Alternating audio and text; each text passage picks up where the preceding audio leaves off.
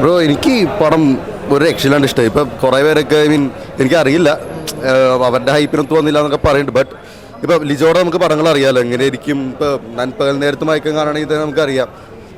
ഒരു എന്താ പറയുക, ഞാൻ എൻ്റെ സത്യമായിട്ടും പറയണ ഈ മലയാളത്തിൽ ഇങ്ങനെ ഒരു പടം ഞാൻ കണ്ടിട്ടില്ല. ഇപ്പം അത് എൻജോയ് ചെയ്യാൻ കുറേ പേർക്ക് പറ്റില്ലായിരിക്കും, എനിക്കറിയില്ല. പക്ഷേ എനിക്ക് ഭയങ്കര ഇഷ്ടമായി സിനിമ. വിഷ്വലി ആണെങ്കിലും അതിൻ്റെ ഡ്രാമയൊക്കെ വർക്ക് ചെയ്തേക്കണ ഒരു രക്ഷയില്ല, ഭയങ്കര രസമായിട്ട് വർക്ക് ചെയ്തിട്ടുണ്ട്. ടെക്നിക്കലൊക്കെ അടിപൊളി. ഒരു ബ്രിട്ടീഷുകാരായിട്ടൊരു ഫൈറ്റ് ഒക്കെ ഉണ്ട്, മിസ് ചെയ്യാൻ രക്ഷയില്ല. മോഹൻലാൽ ചില സീനൊക്കെ രോമാഞ്ചം അടിക്കും സീനായിട്ട്. എല്ലാ കാസ്റ്റൊക്കെ അടിപൊളിയായിട്ടുണ്ട്, ഭയങ്കര രസമുണ്ട് പടം. നല്ലതാണ്. ഫാൻറ്റസി മിക്സാണ്. ഓരോ ഫ്രെയിം വൈസ് ഓരോ ഫ്രെയിമും അതിൻ്റെതായിട്ട് മെച്ചമുണ്ട്, ഗുണമുണ്ട്.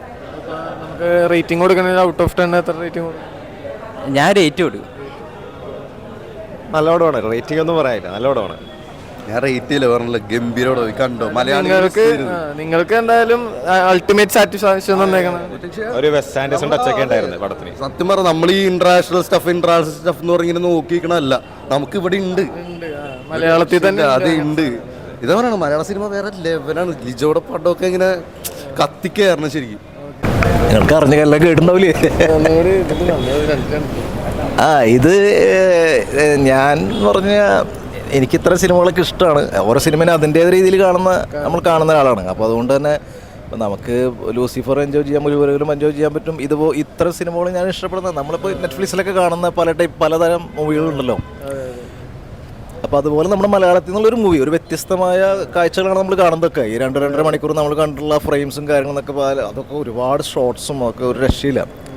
എന്ന് വെച്ചാൽ അതൊക്കെ മതിയാവോ പടം വിജയിക്കാന്ന് വെച്ച് കഴിഞ്ഞാൽ പോരാ. മാസ് ഓഡിയൻസ് കുറേ പേർ കയറിയാലേ സിനിമ സക്സസ് ആവുള്ളൂ. ഇപ്പോൾ നമ്മുടെ ഓഡിയൻസ് ഇപ്പോൾ എല്ലാവരും ആ സ്റ്റാൻഡേർഡിലുള്ള ആൾക്കാരൊന്നുമില്ല. അപ്പോൾ എല്ലാവർക്കും അങ്ങനെ അങ്ങോട്ട് എൻജോയ് ചെയ്യാനുള്ള അത്രയും എൻ്റർടൈൻമെൻറ്റ് ഫാക്ടറൊന്നും ഈ സിനിമയിലില്ല.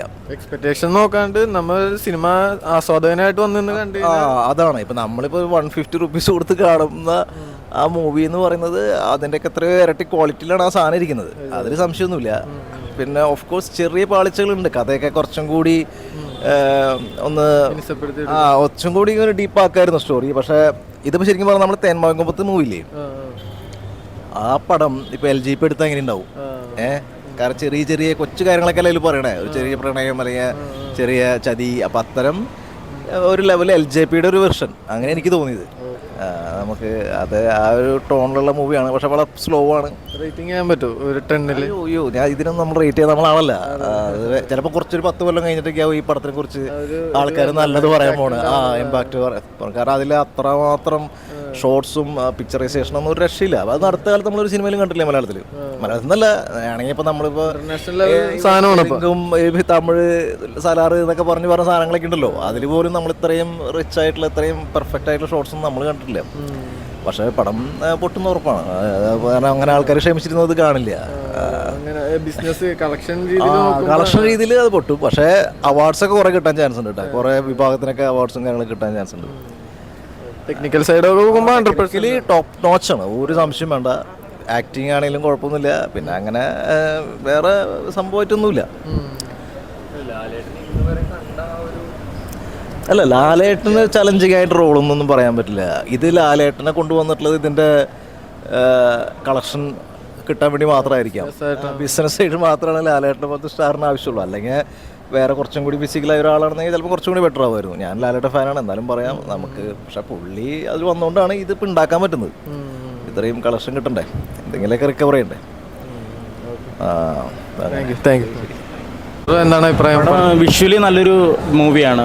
കഥ കുറച്ച് അത്യാവശ്യം ലാഗ് വന്നിട്ടുണ്ട്. സ്ക്രിപ്റ്റ് വൈസ് നോക്കാൻ നേരത്ത് കുറച്ച് ലാഗ് ഉണ്ട്. നമ്മളിപ്പോൾ ഒരു ആക്ഷൻ സിനിമ പോലെ ഭയങ്കര സ്പീഡായിട്ടുള്ള സിനിമയല്ല. ഇപ്പോൾ പുലിമുരുകൻ അങ്ങനത്തെയുള്ള സിനിമ പോലെ ഭയങ്കര സ്പീഡായിട്ടുള്ളതല്ല.